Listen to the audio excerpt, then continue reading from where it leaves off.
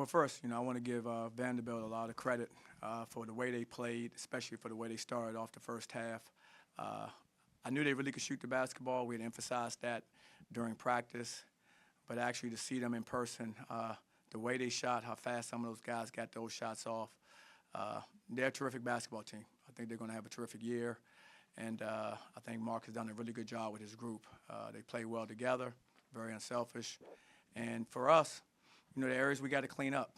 We gave up 105 points tonight. That's not who we want to be as a team. They're a high-scoring, high-octane team. We knew that, but our defense has got to be better.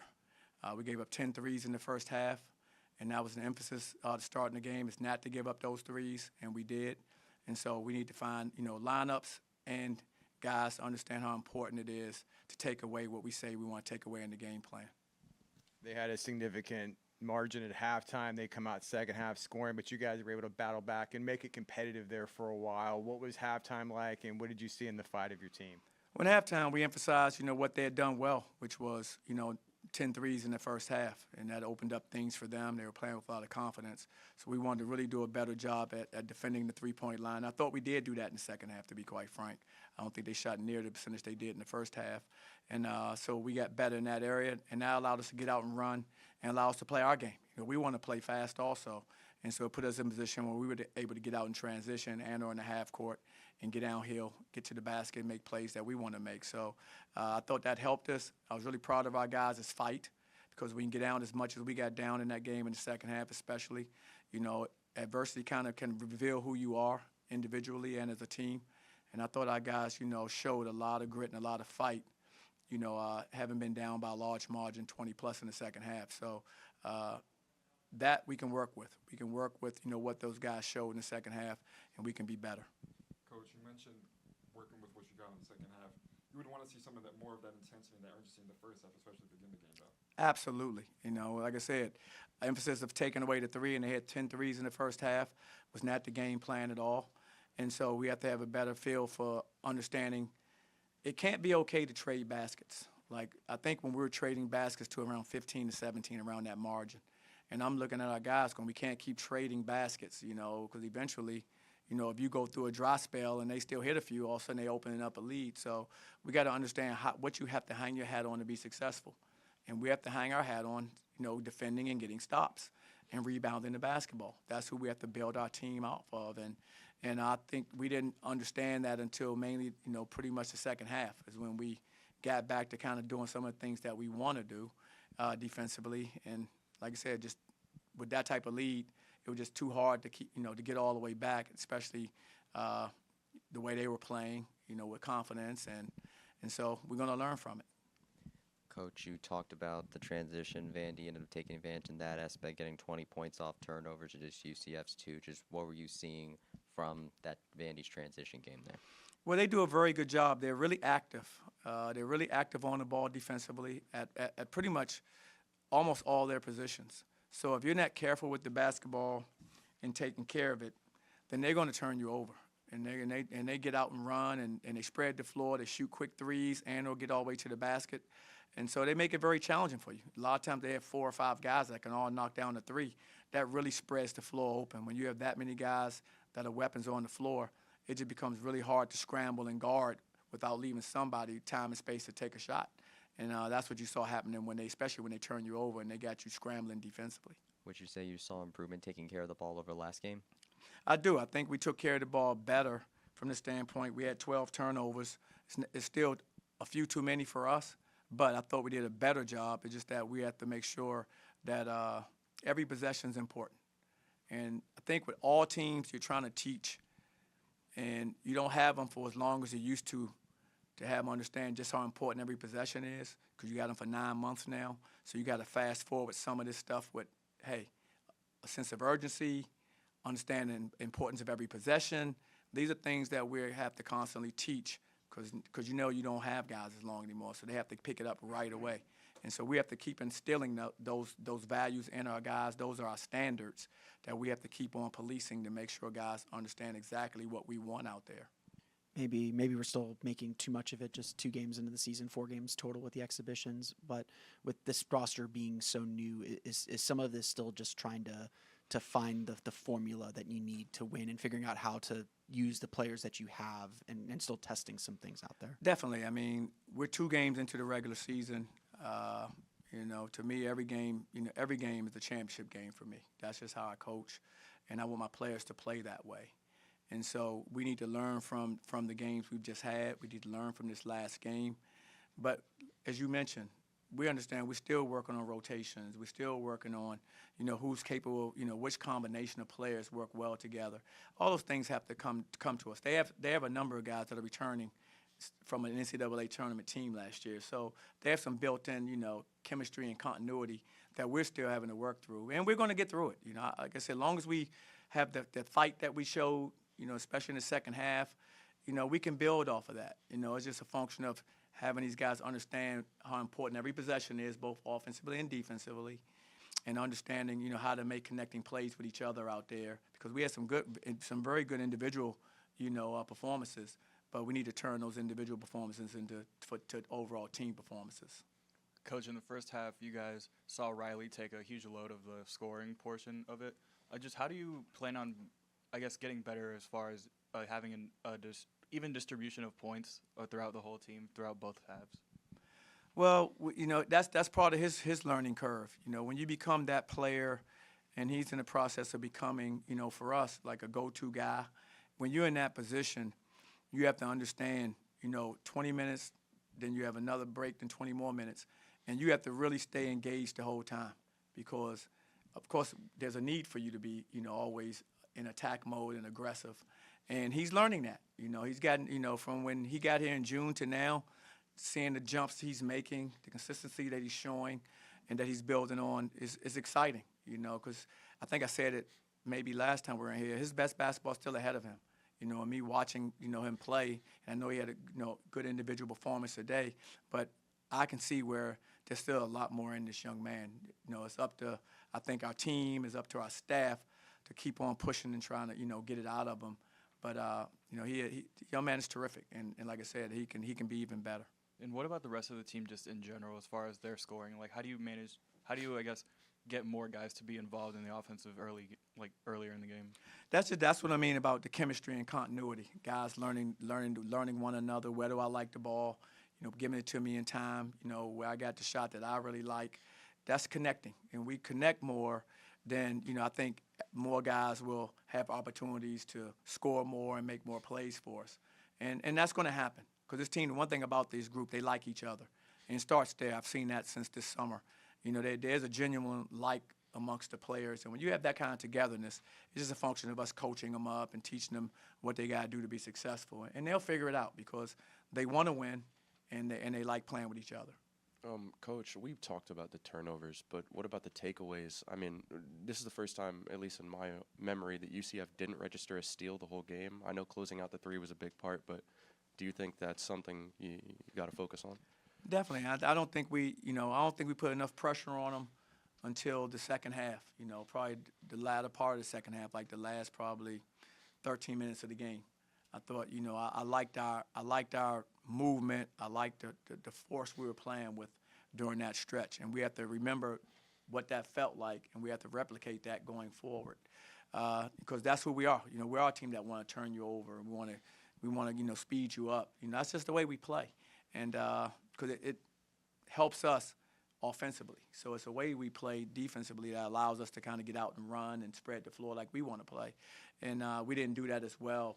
I thought they did it really well the first 25 minutes of the game. I thought we started, getting better at it the last 15 minutes of the game. Coach, you talk about that last 15 minutes, even though it wasn't the result you wanted. How do you sort of carry that momentum from the final 10 minutes of the game into the next one? Well, one, we have to, when we break down this film, I think we can show guys now we have examples of exactly what we want when we show tape to our team. I think that's going to help them understand. They're still trying to figure out, like we can have these conversations, but they're still trying to figure it out, as individual players, us as a team. And what we need to do is make sure we're showing them, we're teaching them in practice all the things that we want. Because the things that they did, some of the things they did in the second half were very, very good. We need to build off of those things while getting rid of some of the things, eliminating some of the things that we did poorly, which is, the three-point line, which is for us, You know, the offensive rebounds, them getting, you know, offensive rebound putbacks, you know, things that we work on regularly, and we had breakdowns in that today, and so that was disappointing. Chris Johnson's obviously missed quite a bit of time at previous schools. What do you feel like he showed you in his minutes tonight, especially during the second half rally? You know, I was really proud of Chris, you know, because Chris didn't play last game for us, but he was ready when his number was called this game. And that's the type of team we're going to have. I mean, we have depth, and as we're starting to learn about our personnel, guys, when they get their opportunities, you know, need to show what they're capable of doing. And I was really proud of Chris because we had that conversation with the entire team about when your number's called, because it's going to be called, you know, are you going to be ready? Are you going to be prepared? And so when his number was called today, he was prepared. That says a lot about that young man. You know, he took what happened last game. He didn't get in. He didn't put his head down and sulk. He kept preparing, kept practicing hard, and when his opportunity came, he performed well for us. And that's what you want to see. That's a maturity that you have when you can do that. And so very, very proud of his effort. I thought it was done within our team scope. It was done within what we want to do as a team as well. And so, yeah, I think he has a lot of room to grow, and he can build on that. You know, on a similar note, Themis led you guys in minutes the night before, or the game before. Only played 19 tonight. Didn't play a lot down the stretch. Was this just a matchup, a difficult matchup in terms of his skill set? Absolutely, and that's what we're looking at. That's what I'm saying about the makeup of our team. And I love Themis. He's a consummate point guard. He can find guys. I mean, he's a competitor. But we felt tonight, based on what was going on in the first half, we thought, you know, changing up the lineup some. Chris got it going, playing pretty well out there. Riley also played some one for us. So when you have Riley and Chris Johnson today, the way they both were playing at that time, then it's hard to take them out the game. And so, but Themis is going to be there. He's our guy. He's our leader. He's our point. And so, you know, it just was a night where some other guys really made some plays to help our team. And when that happens, everybody has to assume different roles and be, you know, and be a star in whatever role that we have for you that night. And so tonight, Themis did a great job of talking to our guys on the bench, encouraging guys. And when he got his minutes, he was competitive. Where's John Bowl in his development? Is it certain matchups maybe that aren't, you know, good for him, or, you know, I didn't play very many minutes tonight? Definitely. I mean, you hit the nail on the head. I mean, it's a game of matchups, and sometimes they have 6, 7 centers who can shoot threes, and that's not the best matchup for a player like John or any true center, because now you out there on the perimeter the whole time guarding guys behind the line. And then, you know, you ask where he is. I mean, he's a puppy. You know, he's not a full-grown dog yet. He's a puppy. And saying that, you know, he still has a lot of, you know, experience to gain, you know, during the season. I don't think he played very much last year as a freshman. And so all these minutes that he's getting are invaluable right now for him. And he's going to cherish them because he's going to look back at the minutes he's gotten over time and realize how much it helped him. So I'm excited for who he can become as a player. He's long, he's 7'2", but he also is just a puppy. He's still, you know, gaining these experiences. Just think, how many games has he really been in college? And so I'm excited for his upside. I think he's going to be a terrific player, and just a process for him just going through game by game. Coach, kind of building on those past 2 questions with the lineups and the usage of center, you guys ran a small ball lineup, especially late into the game. For majority of the second half, would you say you guys had 1 block? Would you say that kind of is a sacrifice you're willing to make to try to call it back into a game, knowing that it's maybe hindering the defense? No, absolutely. I don't know if it actually hinders our defense as much. It may hinder block shots because they're not shot blockers, but I don't think it hinders how we defend. I thought actually we defended better in the second half than we did in the first half, you know, I thought, but especially behind the three-point line, you know. So I think we, you know, when you have J. Michael who can play, he can guard the 1 through the 5. Devin can guard the 1 through the 5. You have guys, when we do size down, that are capable of guarding bigger players. They're physical, they're strong. We do lack, you know, shot blocking and rim protection, absolutely. But we lose in that, we gain an ability to guard out on the perimeter a little bit better with guys who can cover multiple positions. Coach, what do you learn from a test like this that you want to see the team implement? Now that you got Florida A&M coming next to conclude this opening homestand. What I want our guys to take from it is that winning is hard, and you have to go out there every single night, and you have to give an amazing effort for 40 minutes. I don't care who you're playing. Names on jerseys never bothered me, and I never bought into, you know, you playing this team is from this league or this name on the jersey, or you playing this other team and doesn't have the same name cachet. I don't believe in that. Everybody's good, especially it was always that way, and now there's even more parity in college basketball. So every single night as you walk on the floor, you're going to have to earn that win. And when we walk on the floor next time to compete, we're going to have to earn that win as well, no matter who we face. And that's how we look at it. And if we can do that, take the lessons that we learned from this game, apply them to the next game, and just try to come out better. You know, we have to get better from each one of these experiences we have. That's the ultimate goal for us. All right, guys. Vandy had a pretty significant lead at halftime, and you guys battled back to make it competitive in the second half. What was that halftime like, and what did Coach say to you guys after the game? Yeah, they got off to an early start on us. You know, we just had to claw back, find the right defensive adjustment. It was kind of too late then, but we just got to fix that. Kind of building off of that, you said it was a little bit too late. How would you like to see you guys get off to a stronger start, especially in the first half? Yeah, I mean, we were just talking about it. It was just, it all starts with positive energy at the end of the day.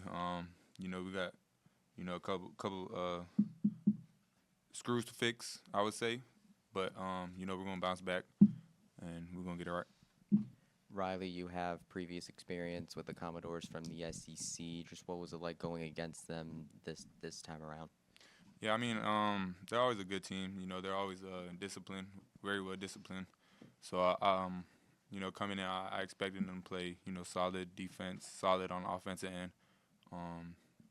You know, they came and shot the ball very well today. So, kudos to them. But, you know, we just got to do a better job on the defensive end. Riley, I know maybe we're still making a lot out of this, and you don't want to use it as an excuse, but with this team still kind of learning how to play together, what did you maybe learn about the way this team needs to play to be successful from, especially that second half, or what kind of is clicking as far as the development of this team as you move forward through the season? Yeah, I mean, like I said, we just got to get it together on the defensive end. It's not much to it. We just got to buy in. It starts with practice. Everybody got to do their jobs. You guys didn't win the turnover battle tonight. What do you guys think that Vanderbilt did to just kind of, I guess, keep the ball away from you guys as well, so taking the ball away? You want me to answer? I felt like they split us up first half, and I just felt like they played a solid game defensively. For Chris, what helped you get into rhythm coming off the bench, not only with your shooting but also playmaking throughout the second half? Just trusting my work and trusting my teammates and just playing with these guys every day in practice. Towards the end of the second half there, from the 10 to 6 minute mark, you guys started to cut into that lead. Even though you weren't able to win the game, how do you sort of carry that momentum into the next game on Tuesday? Just by staying positive and building. Just kind of piggybacking off that, I mean, you two kind of led the scoring in that big run. Was there something that you two specifically were seeing? Did the defense change, or were you guys just kind of locked in? I say locked in. He's a great player, and you know what I'm saying. Just feeding off one of each other. It's fun to play with. So. Chris, what do you think you're showing out there? I know last season you didn't really play, and you know it's been 2 years since you've really played a college basketball season. So getting out there and showing Coach what you could do at point guard, do you think you really showed something tonight? Yeah, I felt like I did. I'm just grateful for the opportunity, honestly. At point guard, have you been a combo guard kind of growing up through high school? Have you been a point? When I was at public school, I played a lot of point guard, but other than that, I've always been a combo guard my whole life. Time for a few more. Vanderbilt scored 52 and 53 points in both halves. What do you guys think you need to improve on defensively specifically? I mean, the objective was to stop them from shooting threes, but they still got the threes up. Nickel, he got off to an early hot start, so that kind of got them momentum.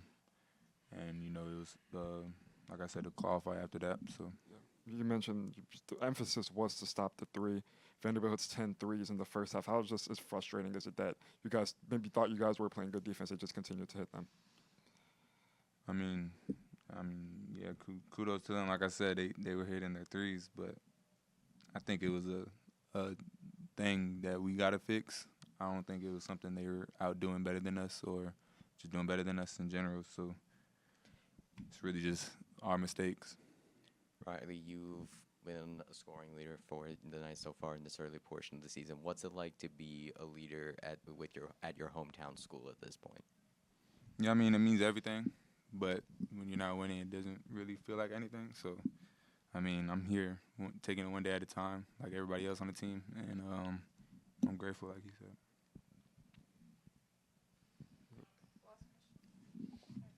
Thank you guys. Appreciate y'all.